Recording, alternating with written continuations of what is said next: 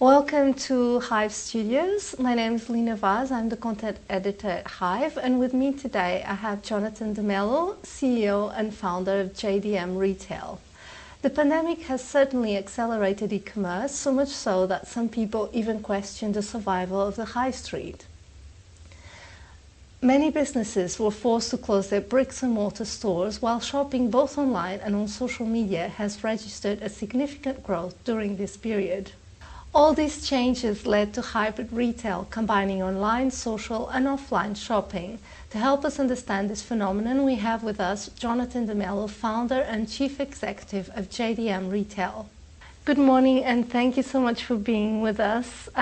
First of all, can you tell us a bit about your business journey and how first you came across the retail industry? Yeah, morning, Lina. Retail I fell into to a certain extent because I didn't know what I wanted to do when I left university, so I went travelling around the world for 2 years, literally 2 years of just enjoying myself and experiencing the world really. And from there, went back to the UK with a view to get a graduate job, but I looked into different roles and some of the big four consulting firms were quite interesting and applied to those. Got offered jobs, but I actually went for a niche retail consultancy firm called Management Horizons, and it was a really good experience because the people there it was a small business, the people there were very senior in what they did. Partners, and they really taught me a lot. So that's how I came into it really. It was not by design, it was just through sheer chance. But I knew that I wanted to do something tangible, something that you can see on the high street and in shopping malls. Day by day, you see how retail evolves, how it lives and changes.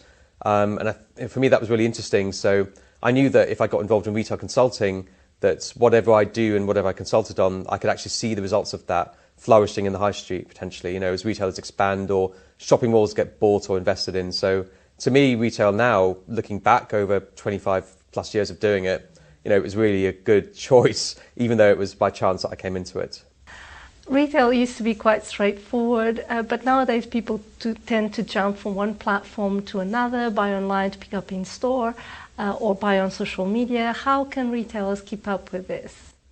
Retail's become omni-channel over the years. It was catalysed, I guess, by the advent of the internet probably 20 years ago now, actually.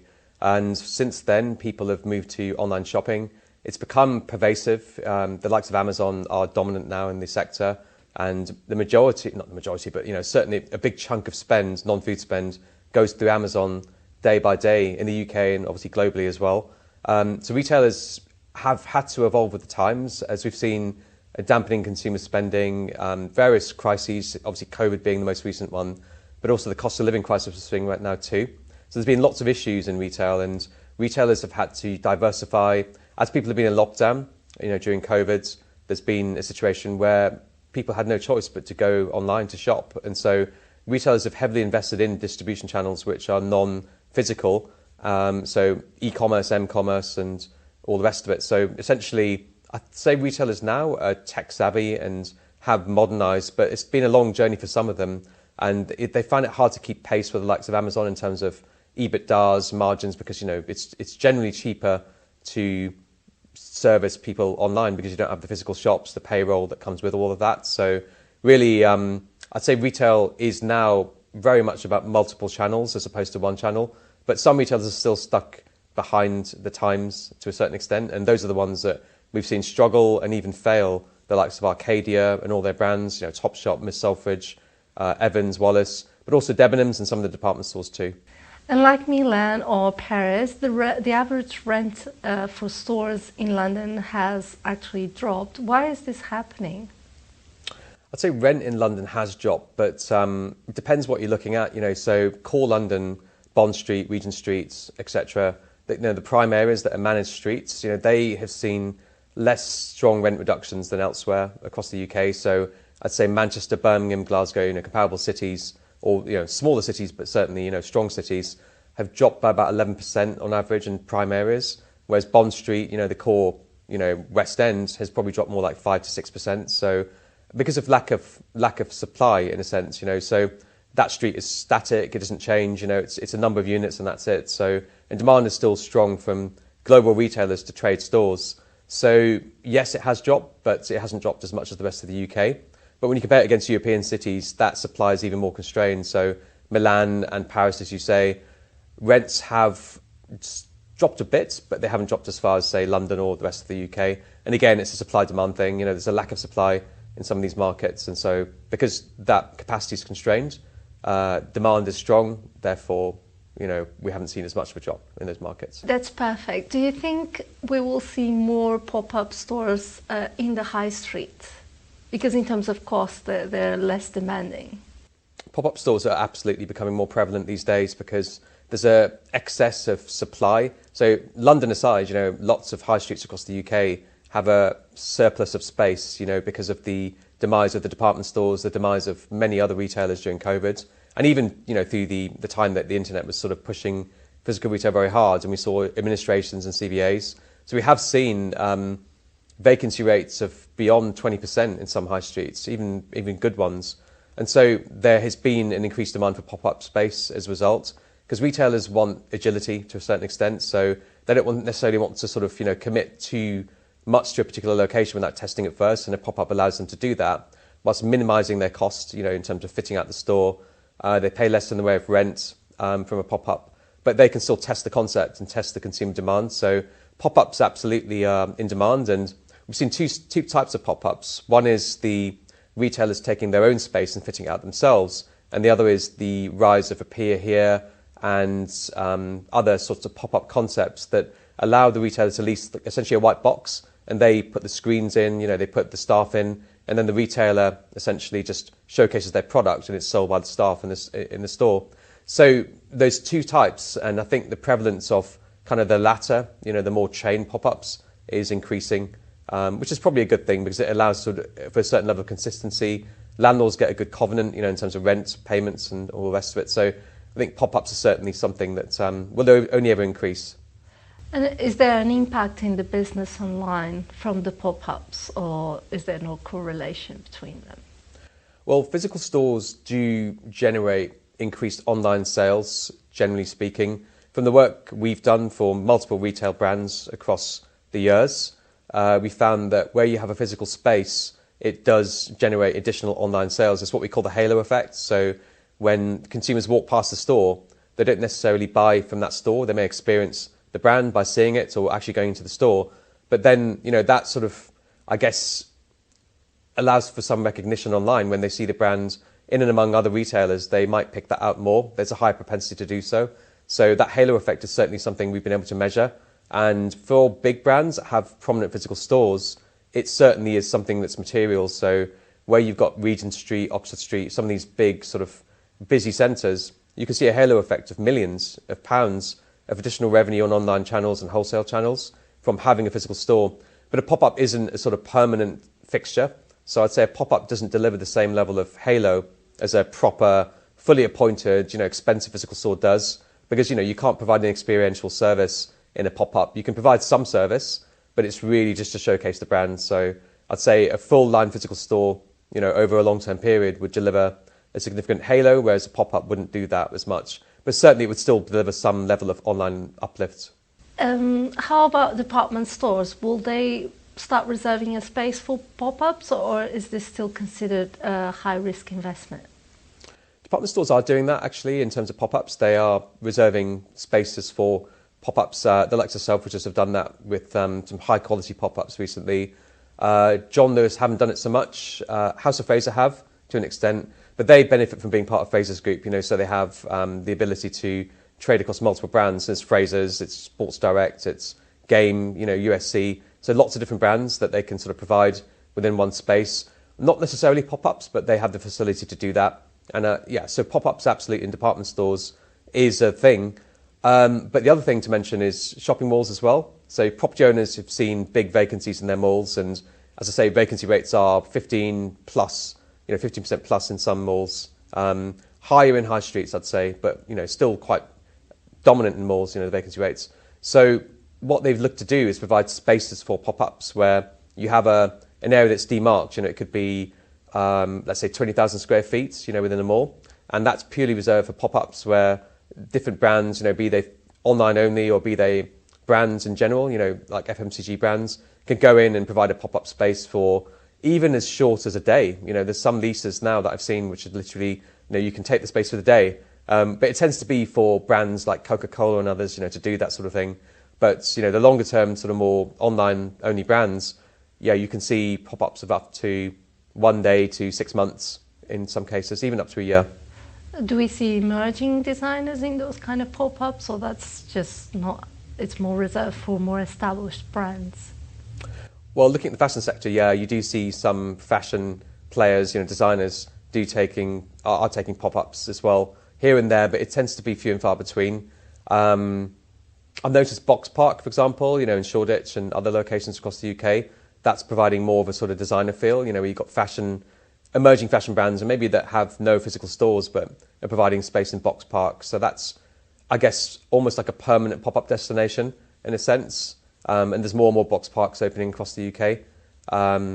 There's also, yeah, as I say, We Are Pop-Up appear here that are providing space for designers too to test their concepts. But yeah, for the most part, I'd say that it's more the established brands that are sort of doing that sort of thing, testing markets in that way. So you've got brands like Crew Clothing, for example, that have lots of stores across the UK, but they are also looking to open pop-ups in the London area, and so they need to take temporary space to do that. Department stores have begun to encounter difficulties in recent years. What can be done to bring customers back in? Well, department stores absolutely have encountered difficulties. It started in the US, I guess, 10 years ago, with the likes of Sears and others, really, starting to fail and underperform. And we saw lots of closures, lots of Macy's closing, Bloomingdale's, etc., starting to close. And then that, I guess, hit the UK market as well, and also the European market, but less so the European market because the UK has a number of chains, or had a number of chains, whereas European locations are dominated more by hypermarket anchors. So they do have department stores like in Spain, Corte Inglés or Galeries Lafayette in France, but there tends to be just one or a couple of independent ones, and that's it. So in the UK, what we've seen is a real sort of shrinkage of the department store market. Debenhams had the majority of stores and they failed. They were actually, for the most part, a lot of the stores were profitable, but it was just the amount of debt they had. So debt plays a big role. But also the department store concept is a little bit outmoded. You don't need as much floor space as you did in the past to showcase your product, because these days you've got online, and online is the biggest department store in the world, in a sense. So the likes of Debenhams, House of Fraser, John Lewis in the UK, they've needed to shrink down the size of their stores. Traditionally, some of these stores are 150,000 to 200,000 square feet. They probably need a half of that these days. So even in big sort of, Oxford Street is an example where you've got Phoenix, John Lewis, M&S and others, all of those stores have downsized and they've turned floors of what was retail space into office space or even residential where they can. So there's definitely a consolidation in the sector, both in terms of the number of stores, but also in terms of the floor space in general that's being provided. On the other hand, we do have new store openings planned, like Gymshark will open a store in Regent Street this summer. Also Flannels has a new flagship store in Liverpool also opening this summer. Yeah. So do you think things are turning? So physical stores are becoming important for certain types of brands. The likes of Gymshark, as you mentioned, opened a physical store in Regent Street. Flannels with Liverpool. I mean, Flannels for Liverpool really is just a marketing. It's not it's there to make money and obviously provide a marketing experience for customers that go in. But Gymshark even more so, because Gymshark, will not necessarily make huge amounts of money from the store. What they're looking to do from the store is just showcase the brand in a better light. So people might buy certain products from their business, but really it's going into the store and experiencing the full breadth of product that they offer, and great service as well. So it's more about brand engagement. I'd say, yeah, some of these physical stores in high traffic areas are more about brand engagement, brand equity.